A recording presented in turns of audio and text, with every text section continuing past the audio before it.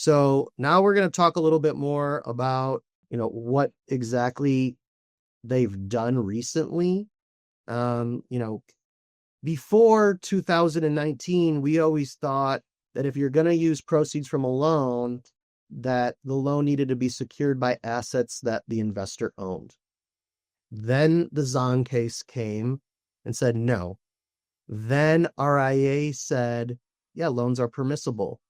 So no, their unsecured loans can be used. That's not a problem as long as we can identify how the lender earned the money that is being transferred to the investor.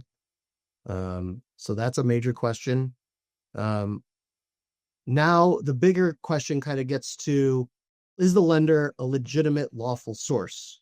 And I think this is really where the rubber meets the road and where you have to be talking to the lender and seeing what documents they're willing and able to provide if that is what is going to be used for your EB-5 case. And so, Vivian, why don't you take it away? Yes. So this RAA change that removes the requirement of a collateral for a loan, indeed has opened up more options for funding the EB-5 investment because people without sufficient cash can now borrow money from friends, private companies, or banks to fund their investment. But any non-bank lenders must meet the same source of fund standard as the investor funding the investment themselves. It means that if the lender is not a bank, they must provide 7 years tax returns. Remember, we talk about 7 years tax returns and other, relevant financial documents to document the source of the loan.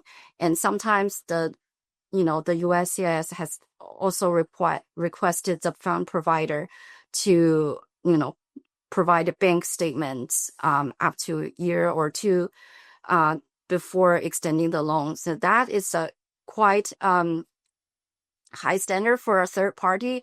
So unless this person is a very good friend or family members, I would caution my clients, against using money from somebody else. And also the government has to review whether the loan is a genuine. Technically, there's no strict requirement for how the parties structure the loan. They can decide on the interest rate, the loan term, and repayment method. But the USCIS will request evidence to show that loan has been genuinely executed and performed. For example, if the loan agreement says that you have to pay an annual interest rate, right?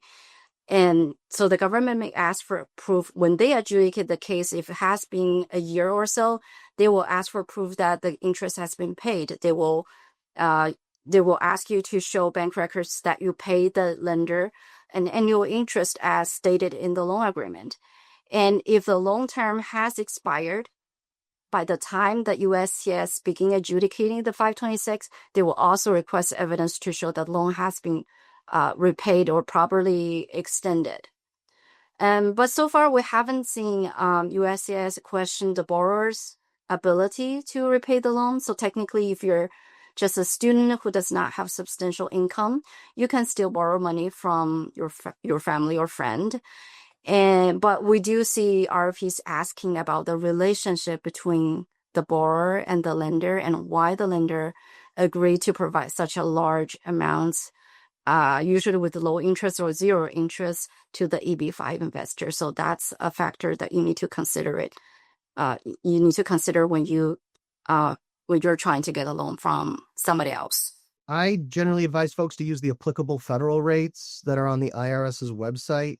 That is what I think kind of governs sort of the interest that is, I guess, reasonable or customary to be paid. And there's different interest rates depending on the length of the loan, and the amount of the loan. And so I would advise people to take a look at that.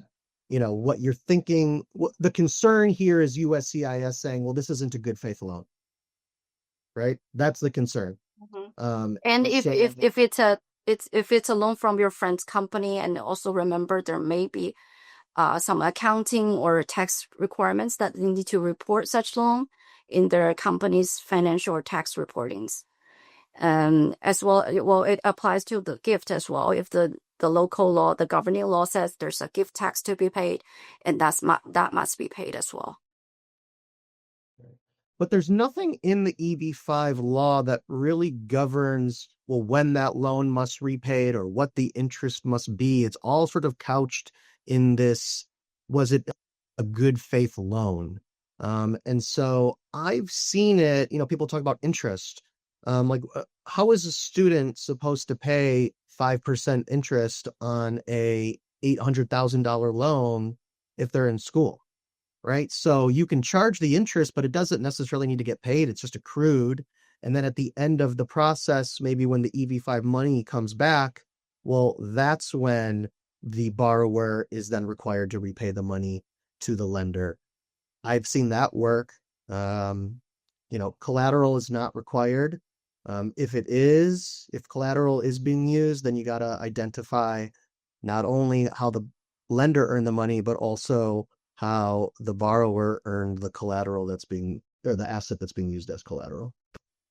And you can even have your parents being jointly liable for the repayment of the loan. I don't see why that will be restricted, because the loan, technically they're treating the loan as a civil agreement between two private parties. So technically you can structure the loan any way you want.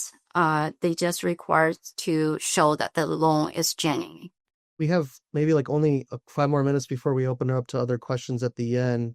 The other thing that I've heard less about it recently, but maybe a year ago, I was hearing a lot more about it, where these regional center affiliate loans, our firm for the most part stayed away from that, and didn't do too many of them.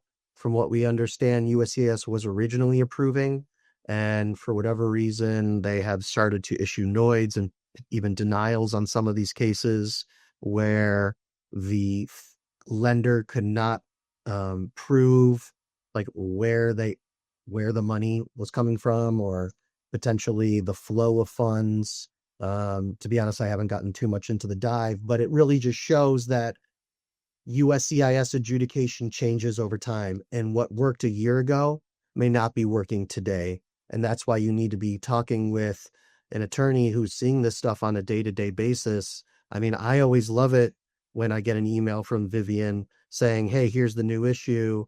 Well, I'd say that facetiously. I don't love it, but it's coming up way, way too often because the standard keeps changing and they keep on pushing out the goalposts. And what was, permissible 2 years ago may not work today. And so that's why we're always kind of updating and evaluating our packages.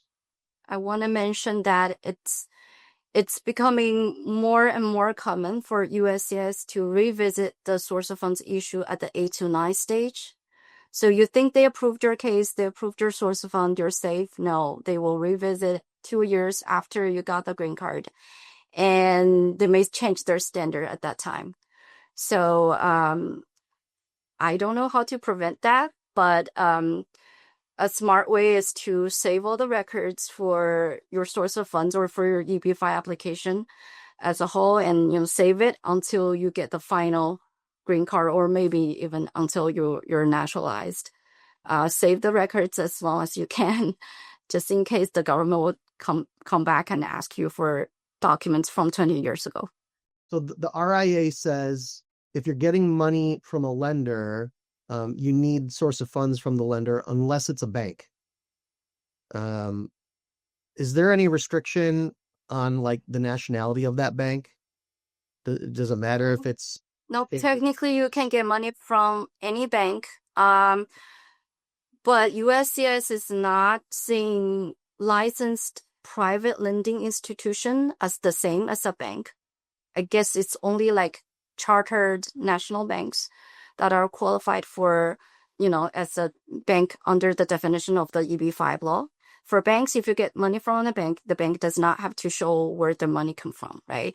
But it's not a bank, then even if it's a licensed lending institution, the lender will have to provide source of funds document, including tax records and financials and stuff. I have seen credit loans from banks, but it's usually a small amount, like 20,000 or 50,000. Banks do not usually. I don't think they can extend an 800,000 credit loan with no collateral to anyone. That will raise a lot of questions. Unless this person has saved a lot of, has a big saving with the bank, they have a good asset, they'll use the asset as collateral. But then in that case, you have to show the source of your asset or your savings in the bank account, for example. Right. But if a bank did want to charge, say, 15% and give an unsecured loan, an EB-5 investor could use that money and for EB-5 and transfer that in. There's nothing stopping somebody from doing that.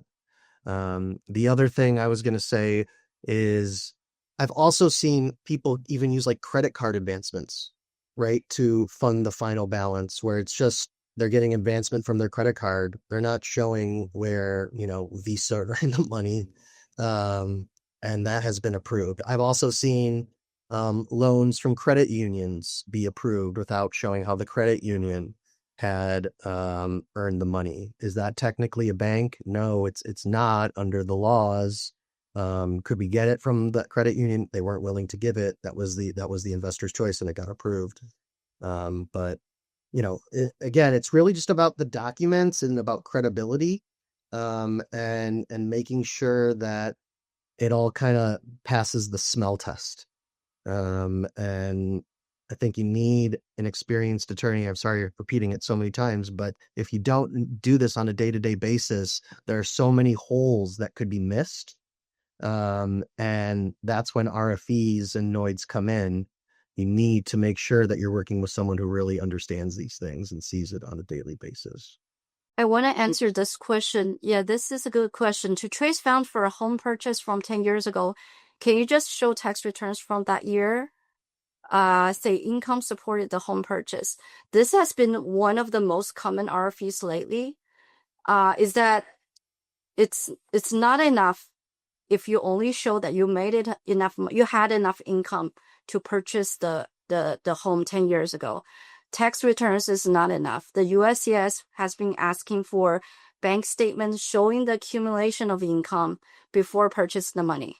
So they want to know that you actually used your income to purchase the money. Just showing that you earned enough money is not enough. Right. Because what if somebody bought the house for you? Yeah, exactly. They could be another source. And so they see that the specific money that was used. So yeah, that's a good question and a good answer. Is there a problem if the NCE's assets or NCE itself is used as collateral for the loan? Yes, don't do it. That's a big no-no. That is a big problem. That's a matter of Izumi. So I wouldn't. Yeah, you can only use cash to make the investment. Don't use loan. You can borrow the cash, but the investment itself has to be a cash investment. Right. And if you're making, yeah, exactly. And that is that was sort of the difference with the Zhang decision, is cash versus indebtedness. Right. You don't want any indebtedness with the NCE. Okay. Wow, that went by really quickly. Vivian, thank you so much. I really do appreciate all of your help that you give me and our clients over the years as it relates to source of funds. Again, please feel free to reach out to us if you'd like assistance on your EB-5 case. You can reach out to us at visalaw@wolfstorff.com. You got the QR codes here. Vivian, thank you again. Here's my email. Here's Vivian's email. And we look forward to hearing from you. Thank you so much for listening. Thank you.